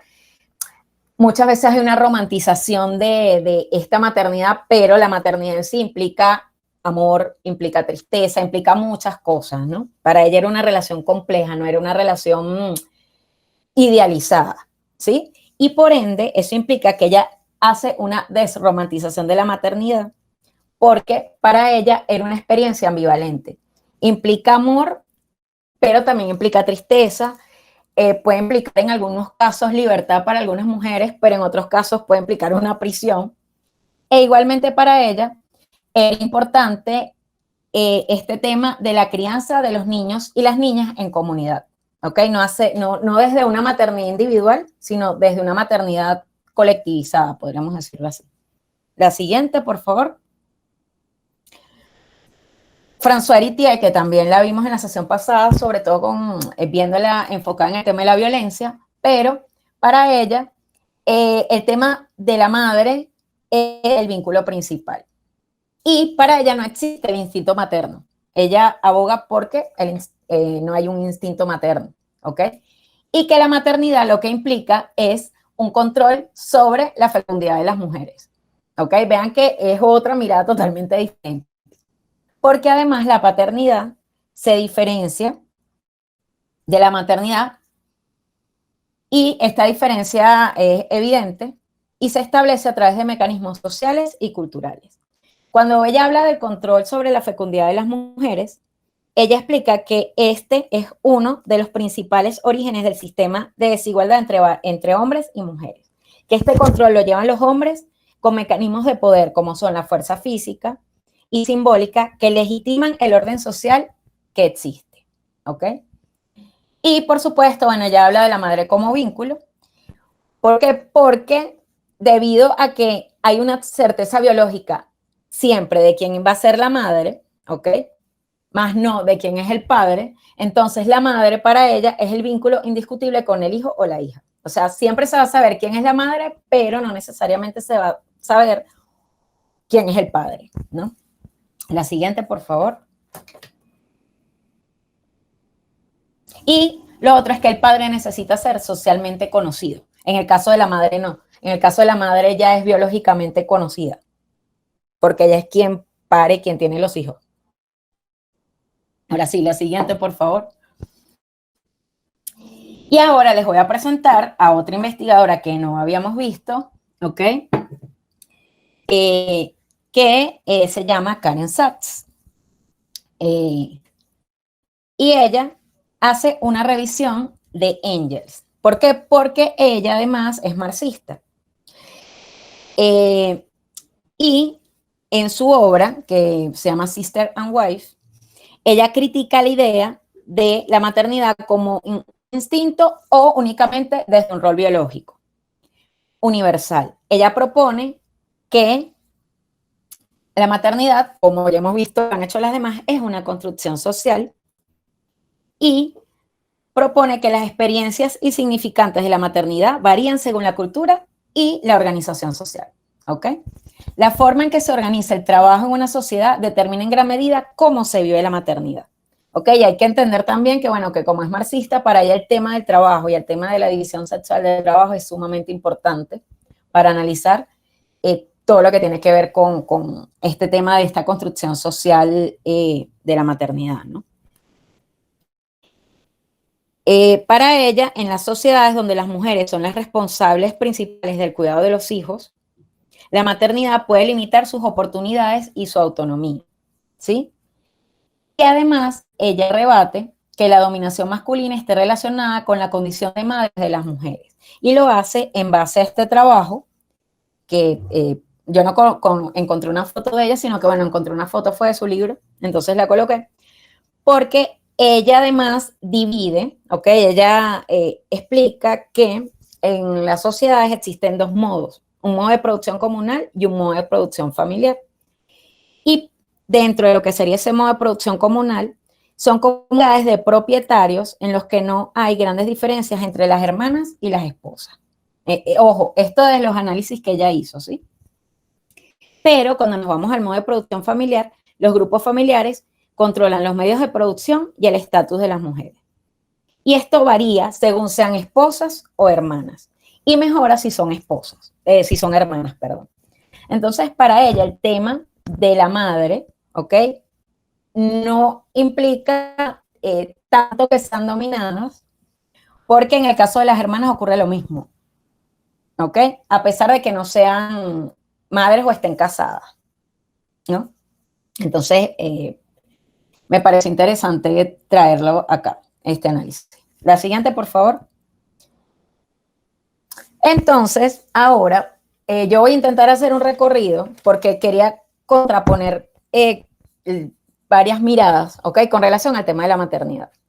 Y para hacerlo, me voy a basar en varias autoras que no necesariamente son antropólogas, pero que trabajaron este tema de la maternidad desde el feminismo, ¿ok? Entonces, bueno, la siguiente, por favor. La primera, por supuesto, es Simone de Beauvoir, que en 1949, en su libro El segundo sexo, ella planteaba una pregunta: ¿la maternidad es un destino biológico? Ella, Simone de Beauvoir, fue una filósofa, feminista, activista francesa que, bueno, escribió cantidad de novelas, ensayos, y su pensamiento se enmarca en el existencialismo. Y, como ya dije, su obra principal es El segundo sexo, que es en 1949. Para ella, la maternidad no es un destino natural y único de las mujeres. ¿Qué pasa? Para ella la sociedad patriarcal ha convertido la maternidad en una jaula, y así lo decía ella, que limita la libertad y la autodeterminación de las mujeres. ¿Okay? La maternidad más bien vista como una imposición. Para ella la maternidad puede ser una experiencia opresiva si se vive como una obligación impuesta por la sociedad y no como una elección personal. La crianza de los hijos en una sociedad que no ofrece apoyo a las madres puede ser una carga abrumadora. Y esto lo veíamos con el tema de la división sexual del trabajo y el tema, bueno, de la sobrecarga de trabajo que generalmente tienen las mujeres, que limita las oportunidades de las mujeres en otros ámbitos de la vida. Y esto implica, por ejemplo, en la vida pública, ¿ok? Ella no negaba la posibilidad de que la maternidad sea una experiencia gratificante para las mujeres que la eligen libremente, ¿ok? La maternidad como una elección personal y no como destino biológico es necesario para ella, por ende, que se brinden a las mujeres las mismas oportunidades que a los hombres en el ámbito laboral, educativo y social. Por supuesto, ella critica la idealización que hay de la maternidad, porque como vemos, bueno, plantea un debate con relación a este tema, y que la maternidad no puede ser un obstáculo para la liberación de las mujeres. Además de que ella hablaba de que existe, o sea, y vemos que en esto coincide con muchas de las otras investigadoras que hemos visto. Para ella existe una responsabilidad social. ¿Por qué? Porque la maternidad no es solo un asunto individual, sino que también es una dimensión social, en la que tienen que involucrarse tanto el Estado como la sociedad en general. La siguiente, por favor. Igualmente, y bueno, les recomiendo, si tienen chance, que se lean los trabajos de Elizabeth Badinter, porque ella, y además hay un libro específicamente que se llama así, Existe el instinto maternal, que hizo en 1981. Ella es una filósofa feminista francesa, historiadora, y además, bueno, según lo que encontré, mujer de negocios. Eso me pareció raro. Y para ella, lo que ella alega es que el amor maternal no es innato, ¿ok? No es un instinto. Para ella, como ya hemos visto, como las otras, la maternidad es una construcción social. Y además, ella critica el mito de la madre perfecta. Y esto lo hace en base a todo un análisis, ¿ok? A todo un trabajo muy interesante de diversas etapas históricas, donde analiza cómo fue ese rol de la madre en diferentes momentos, ¿ok? Y esto lo hace desde la sociedad francesa. Y lo que ella consigue en base a todos los análisis que hizo de diversa documentación es que en un principio las madres, ¿ok? De cierto sector social, ni siquiera criaban a sus hijos, ¿ok? Los hijos eran entregados a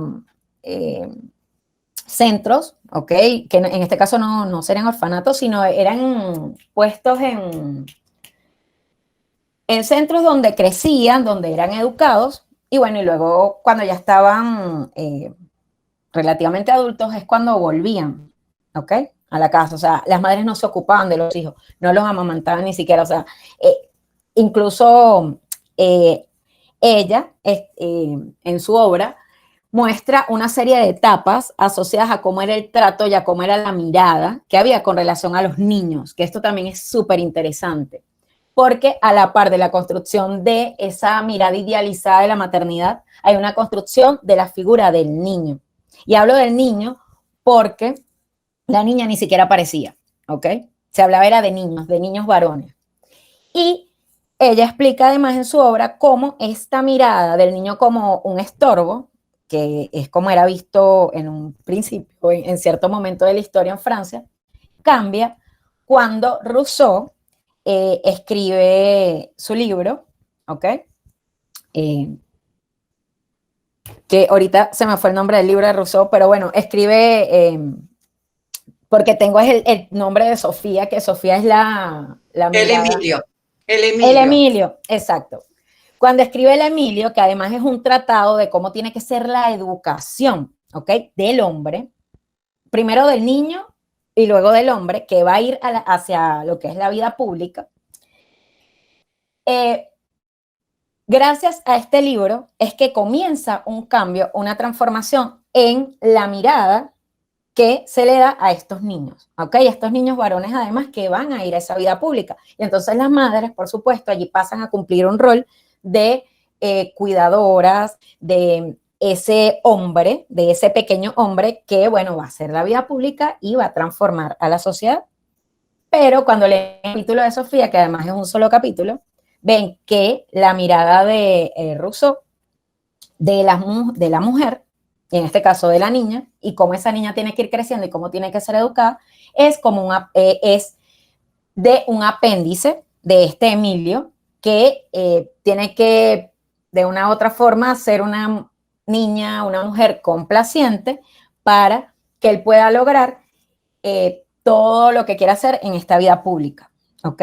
En estos espacios públicos. Entonces es muy interesante porque Badinter lo que hace es que muestra cómo ciertos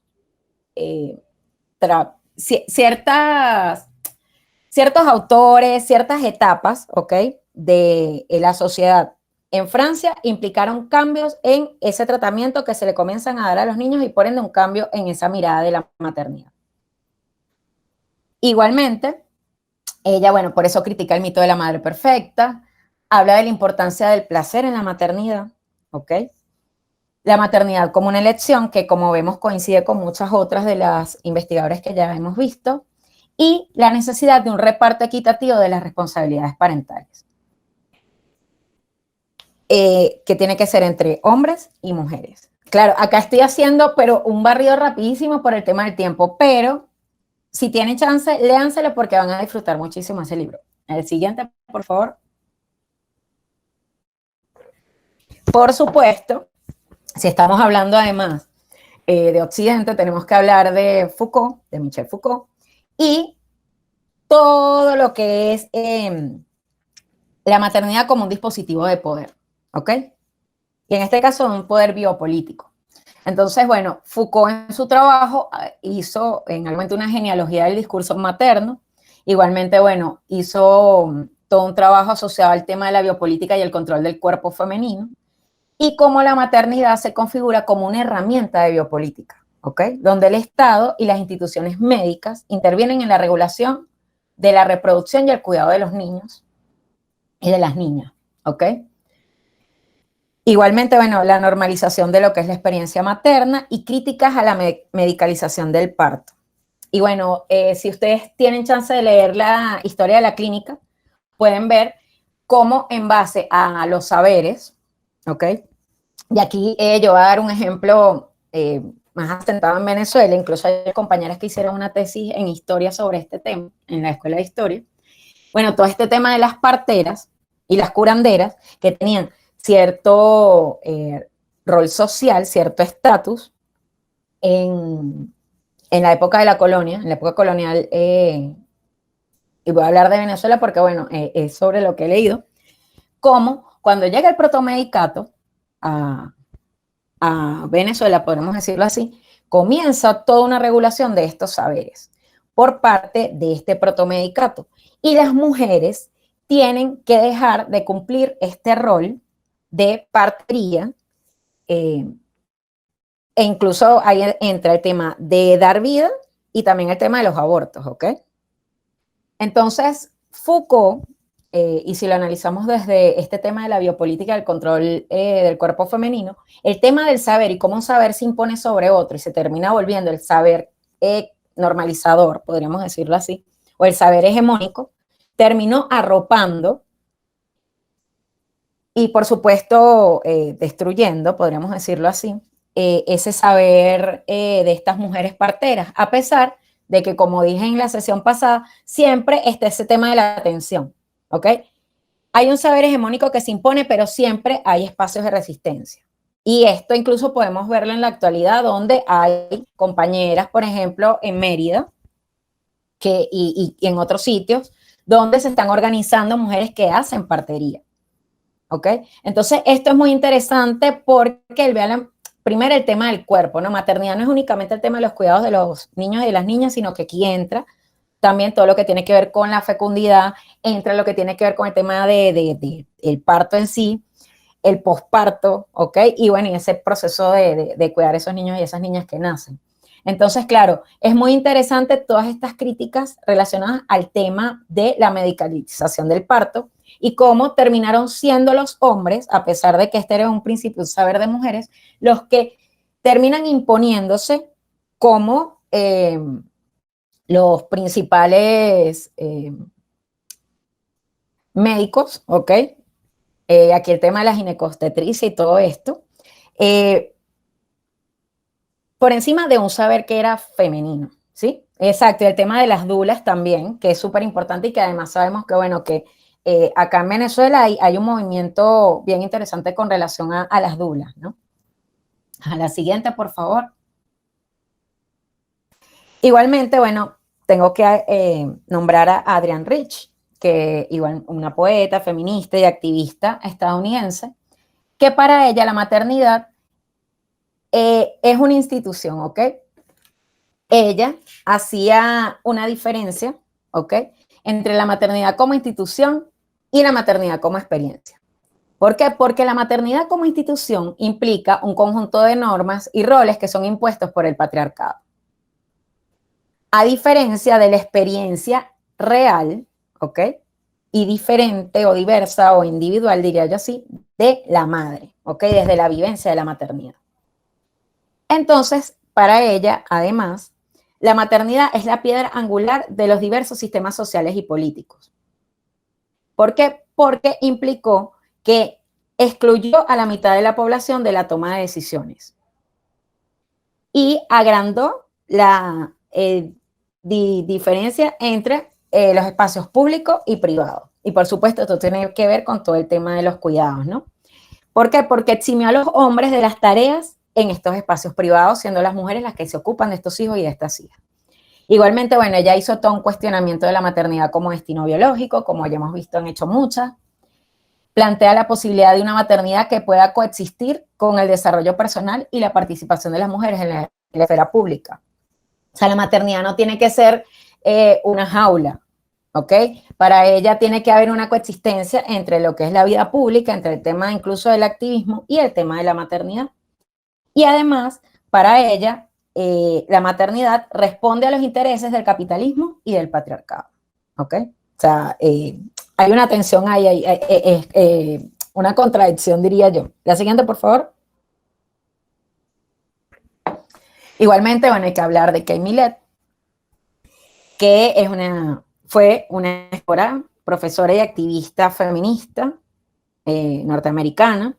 Ella escribió un libro que se llama La política sexual en 1970, y para ella la maternidad es una institución política muy parecida a lo que dice a Adrienne Rich, porque no se trata solo de un hecho biológico, sino que está condicionada por estructuras sociales y culturales que oprimen a las mujeres. Para ella, el patriarcado se beneficia de la maternidad. La maternidad, por supuesto, puede ser una experiencia opresiva, pero además las mujeres deben tener libertad para elegir. Igualmente es muy interesante cuando ella habla de este tema de que el patriarcado se beneficia de la maternidad, porque además en su libro ella hace un análisis de las diferentes sociedades y cómo se ha hecho uso del cuerpo y el trabajo de las mujeres. Ella, por ejemplo, habla de la sociedad nazi, ¿no? Y hace todo un análisis de cómo se hizo uso del cuerpo de la mujer en ese momento. Habla de la Segunda Guerra Mundial y cómo igualmente se hizo uso del trabajo de la mujer y cómo luego la mujer, cuando los hombres vuelven de la guerra, tienen que volver a los espacios privados, a pesar de que, bueno, que cuando los hombres estaban en la guerra, ellas eran las que estaban haciendo casi todo en la sociedad. Entonces, es muy interesante porque para ella, además, en estos análisis que hace esas diversas sociedades, ella muestra cómo existe un control de esta fecundidad de las mujeres, ¿ok?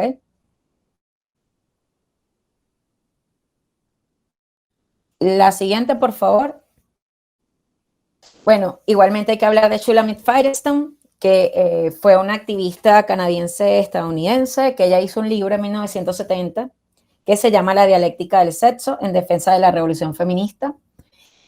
Las posturas de ellas, igualmente la postura de Kate Millett, entre las críticas que le hacían era que su mirada era demasiado negativa, que no reconocía las potencialidades positivas de la maternidad, que ignoraba las diversas experiencias de las mujeres y otras formas de vivir la maternidad. Y con Shulamit Firestone pasa algo parecido. ¿Por qué?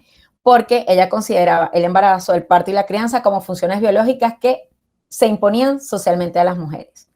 Ella soñaba con una sociedad futura donde la reproducción se desligara del cuerpo femenino. O sea, la reproducción pudiera ocurrir mediante otro tipo de procesos, ¿ok? Más procesos de tipo tecnológicos, avances científicos, que permitiera que la mujer saliera de esa jaula, ¿ok? Que implicaba el hecho de ser una incubadora o de ser la que da a luz, incuba y da luz a los hijos, ¿no? Por ende, imaginaba avances científicos que permitieran la gestación artificial y la crianza comunitaria, liberando a las mujeres de esas ataduras biológicas, ¿ok? Y por supuesto, abogó siempre por el derecho a elegir. La siguiente, por favor. Y esto entra de la mano de Donna Haraway, ¿ok? Que ella es una filósofa de Estados Unidos que en 1985 hizo un libro que se llama El Manifiesto Cyborg. Y para ella primero hizo una crítica a la idea de que la maternidad es algo inherente a las mujeres por su biología. Ella plantea que el concepto está influenciado por estructuras sociales y de poder que la vinculan a la opresión. ¿Ok? Esta mirada de, bueno, la maternidad vinculada a la opresión, ¿ok? Por el tema biológico de que la mujer es la que da luz a los hijos. La maternidad, para ella, va más allá del acto biológico de gestar. Ella propone la idea de generar otro tipo de parentescos, ¿ok? Que abarca distintas formas de cuidado y crianza que no necesariamente están ligadas a la maternidad biológica, ¿ok?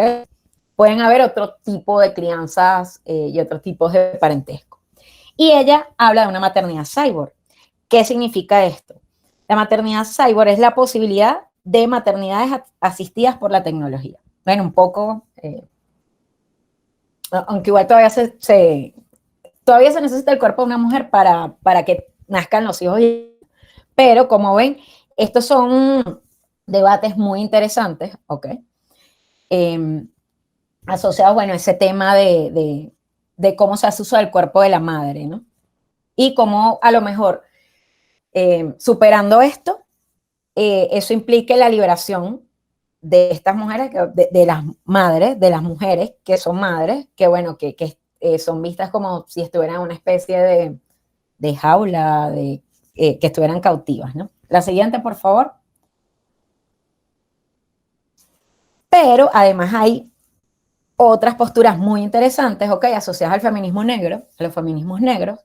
Y aquí, bueno, hay que hablar de, que ya hablamos de ellas en las sesiones pasadas, de Patricia Hill Collins, ¿ok? Que ella señala, y ella habla de Other Mothers y Mother Work. ¿Qué significa esto?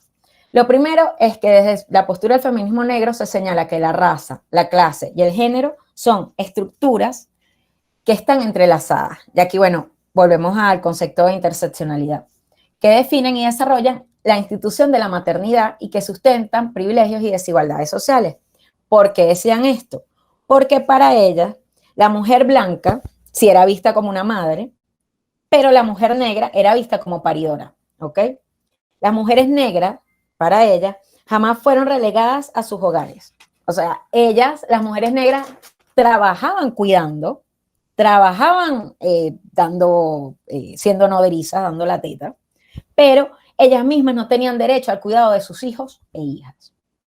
Y de allí, y en este concepto de Other Mothers, que plantea que existen otras maternidades más allá de las propias madres. Y por ende habla de redes de crianza, redes familiares, donde están abuelas, tías, ¿ok?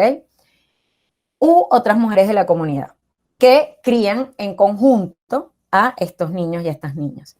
Igualmente, bueno, habla del Mother Works, que son estas mujeres, las mujeres que trabajan, y ella luego habla desde la experiencia de las mujeres esclavizadas, que no contaban con esa glorificación de la maternidad que tenían las mujeres blancas, sino que estaban exentas de derechos.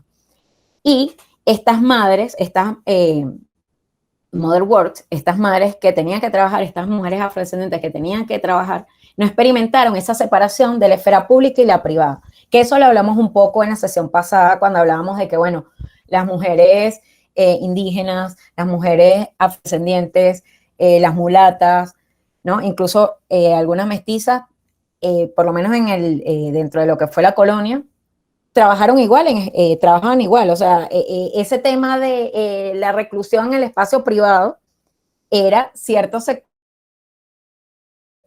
o cierto estamento de las mujeres blancas, ¿sí? No, las otras mujeres no, o sea, el tratamiento era totalmente diferente, como vemos, con el trabajo y, en este caso, con el tema de su relación con sus hijos y sus hijas.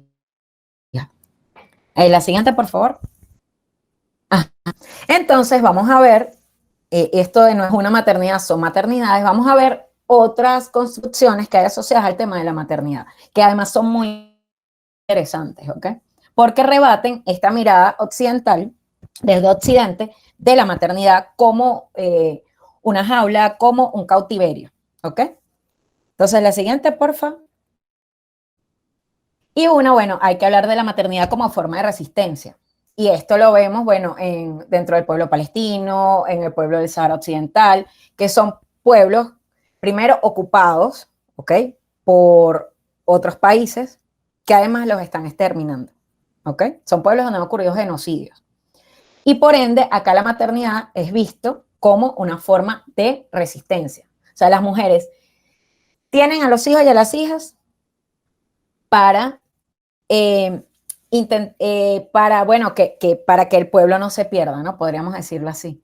Entonces, para ellos y para ellas, la maternidad es un espacio de transmisión de valores e identidades, ¿ok? Y en este caso, las madres inculcan en sus hijos e hijas un fuerte sentido de identidad a pesar de todas las restricciones impuestas.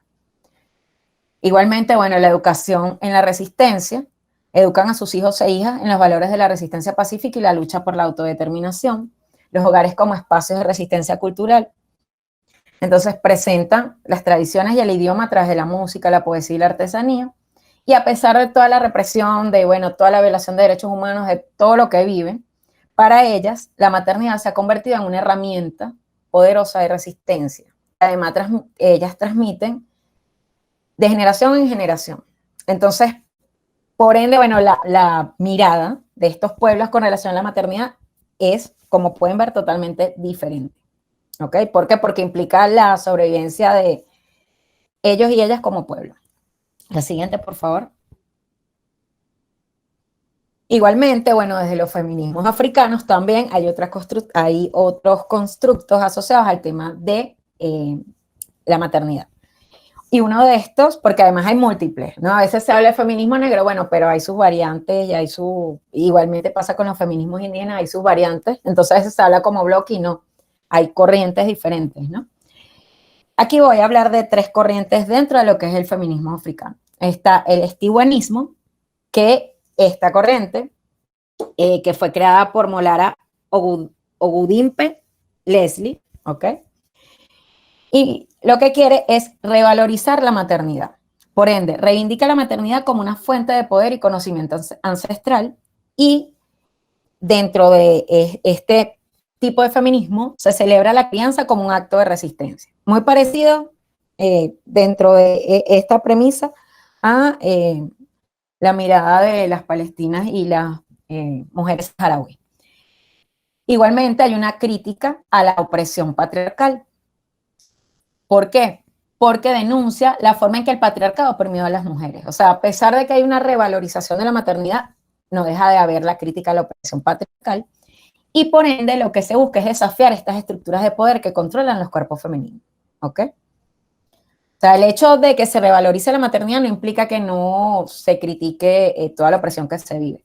Hay un enfoque desde la comunidad y se enfatiza la importancia de la comunidad y la crianza colectiva. Se reconoce el papel fundamental de las abuelas, las tías y otras mujeres en la crianza, o sea, estas redes de crianza compartida.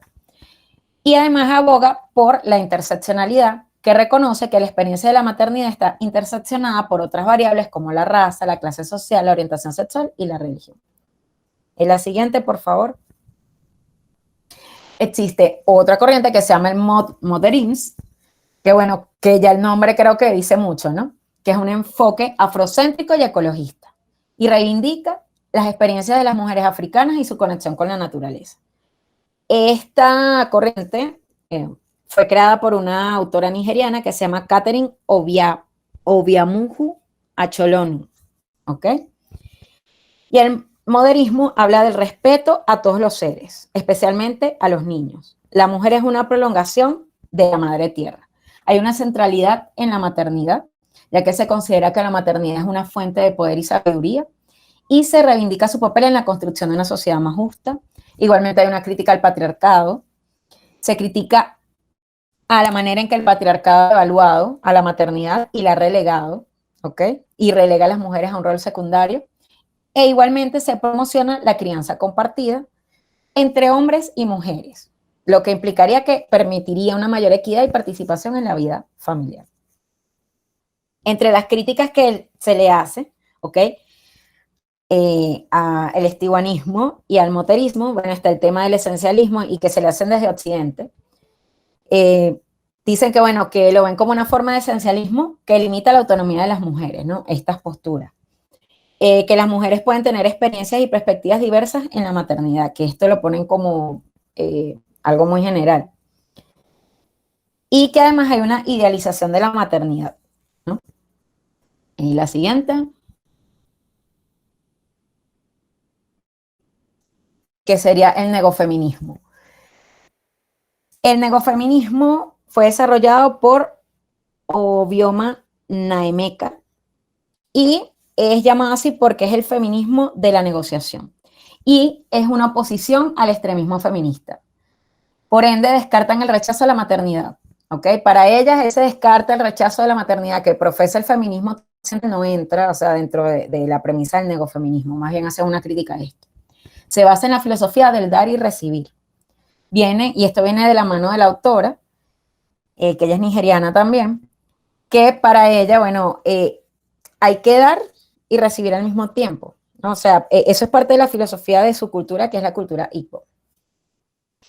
Igualmente, bueno, tiene una relación compleja en constante evolución con la maternidad, o sea, no hay una idea fija con relación a cómo tienen que ser las maternidades, pero además busca la emancipación de las mujeres a través del emprendimiento. Entonces se enfoca mucho en cómo las mujeres tienen que desarrollar emprendimientos y a la vez, bueno, adoptar su rol materno. Cómo una cosa no se deslastra de la otra y cómo se puede generar ese espacio conjunto, ¿no? Esa doble jornada de que la mujer sea madre, cuide y además trabaje generando recursos desde emprendimiento. Claro, estas son corrientes muy poco conocidas en general y me pareció interesante traerlo porque rompe bastante con parte de esa mirada del feminismo desde Occidente. La siguiente, por favor. Aunque tiene muchas cosas asociadas al feminismo negro, ¿no? En el caso de América Latina es interesante traer, bueno, que ya habíamos hablado de Marcela Lagarde, ya hablamos de las madres esposas, pero muy rapidito, ¿no?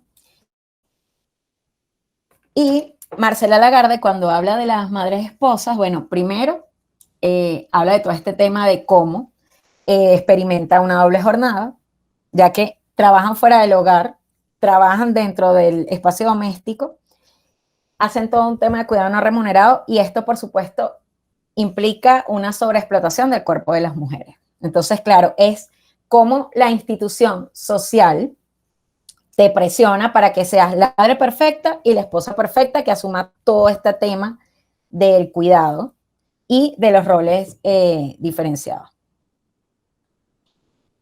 Igualmente, bueno, la ausencia de apoyo.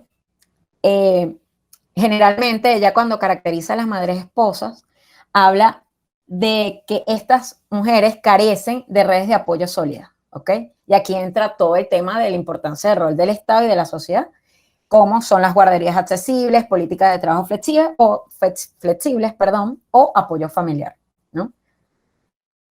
Y por ende, entonces, aquí las mismas instituciones sociales terminan siendo las que se imponen este cautiverio a estas mujeres, ¿no?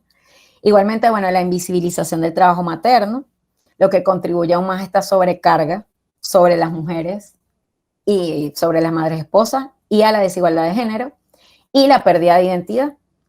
¿Por qué? Porque esto implica que estás tan sobresaturada y tan recargada que se ve limitada totalmente, se ve limitado primero, bueno, todo lo que tiene que ver con tu salud mental, tu salud física, pero además tienes la presión social de que tienes que ser la madre perfecta y la esposa abnegada. Por ende, pierdes identidad. ¿Por qué? Porque estás pendiente de hacer todo de manera perfecta, ¿no? Cumplir todos los roles que desde este tipo de cautiverio se te imponen. Entonces, me parece súper interesante porque, bueno, no sé si se acuerdan que vimos los diferentes tipos de cautiverio, ¿no? Y hablamos de las monjas, hablamos de las presas, hablamos de las putas. Y las madres esposas, bueno, están muy relacionadas a este tema de la maternidad y a cómo maternas no únicamente a tus hijos, sino que terminas también maternando a tu pareja. La siguiente, por favor. Igualmente, el tema de la maternidad desde el feminismo decolonial, aquí yo lo puse muy, aquí estoy haciendo un reduccionismo, pero es que el tiempo no daba tampoco.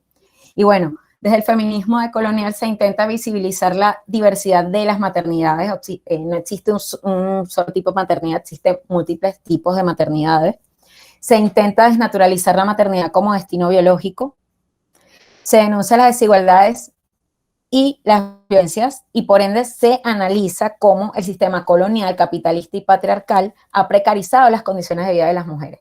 Y aquí entra, por supuesto, esto que analizábamos del patriarcado de baja intensidad, el entronque patriarcal, ok, todas estas cosas que vimos asociadas al tema de la colonialidad, ¿no?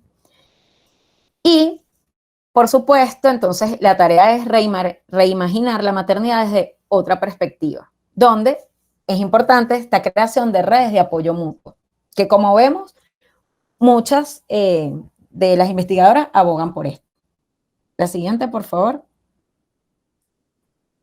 Igualmente es importante hablar de la maternización de la sociedad, y ya vamos a terminar, queda este y otro y ya, que es una categoría utilizada por una investigadora que se llama Lola Luna, donde ella habla de cómo en muchos espacios existe este tema de cómo las mujeres terminan maternando, ¿ok? A la sociedad completa, ¿no? Y esto implica, primero, una idealización de la maternidad que exige a las mujeres que se sacrifiquen, perdón, por sus hijos e hijas y por el bienestar del hogar. Hay una expectativa social, esto está muy de la mano de las madresposas, de ese cautiverio que presenta Marcela Lagarde, ¿ok? Las expectativas sociales sobre las mujeres que se espera que sean cuidadoras, abnegadas, pacientes y siempre disponibles para su familia. La invisibilización de todo el tema del trabajo doméstico y de cuidado, e incluso yo hablaría de la invisibilización de la triple jornada, ¿ok? Ella hace una crítica sobre todo este tema del trabajo, a veces que las mujeres tienen que hacer también, el trabajo de maternar a la comunidad.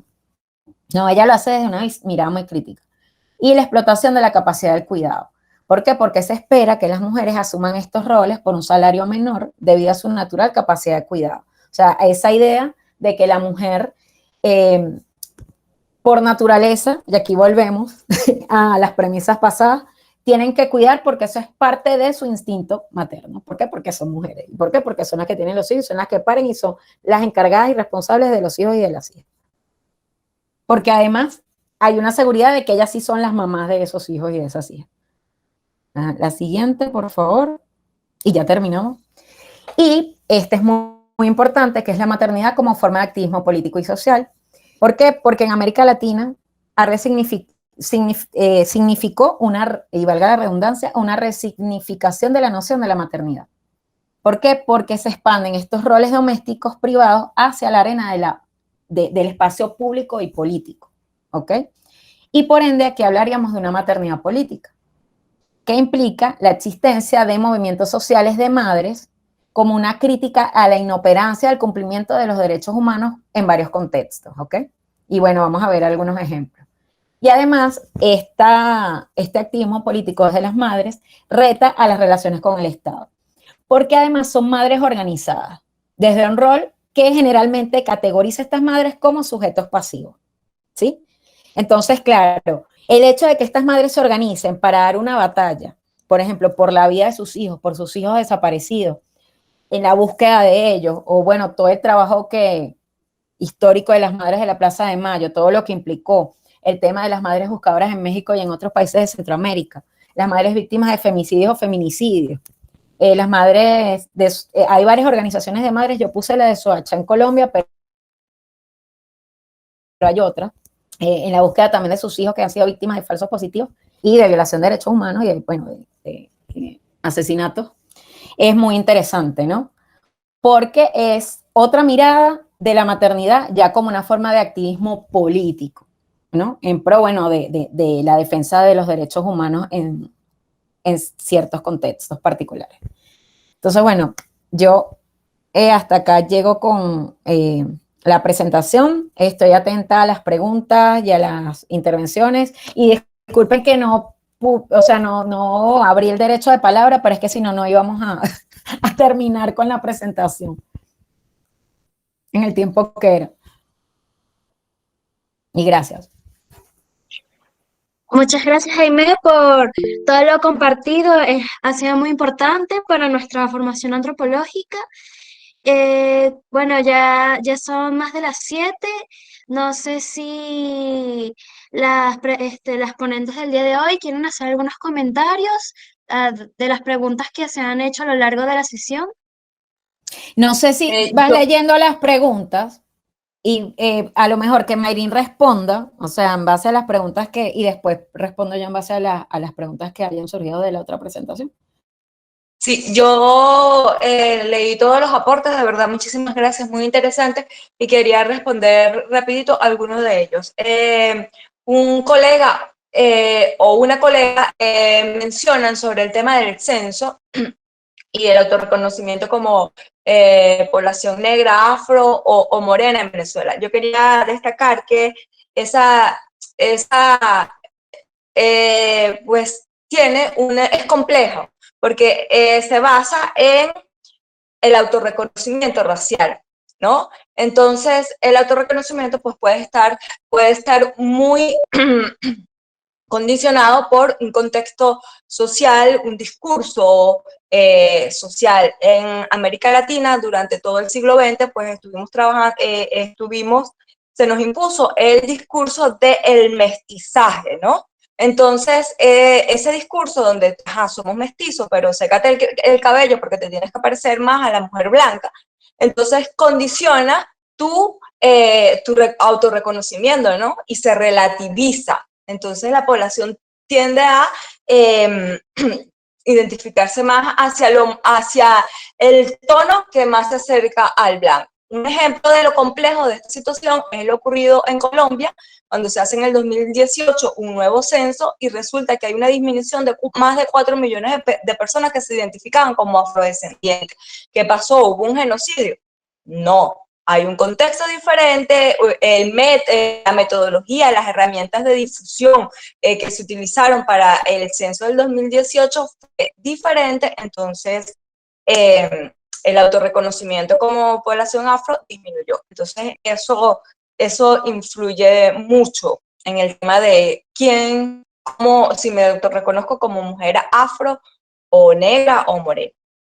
Y otra de los comentarios que mencionaron allí es una compañera que habla de, la migración femenina aumentó porque aumentó la migración venezolana. Es así, pero además de aumentar en cantidad, la migración femenina aumentó en porcentaje. Anteriormente era entre un 45 y 46% la población femenina en relación a la masculina, pero después del 2015 pasa a ser 51%, 52%, específicamente en los países de América Latina, porque la migración de mujeres venezolanas hacia México o hacia Estados Unidos ahora es menor, está entre 20 a un 30%.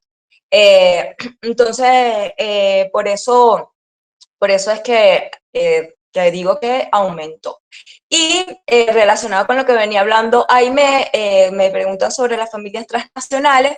Y bueno, Claudia Padone, una investigadora mexicana, trabaja mucho el tema de las familias transnacionales y está vinculado a cambiar ese patrón tradicional de la familia, ¿no? Esa familia, papá, mamá, hijos, la mamá cuida a los hijos, de lo que tanto nos hablaba Aime ahorita, pues con las familias transnacionales se habla de cómo el concepto de familia ha cambiado en los nuevos contextos, cambió totalmente. Y los cuidados no necesariamente están a cargo de la mamá o de una mujer. Entonces, Claudia Podone es quien desarrolla muy bien ese concepto. Bueno, gracias a todas y todos por participar. Bueno, ya no tenemos mucho tiempo, entonces, bueno, la idea sería que cualquier otra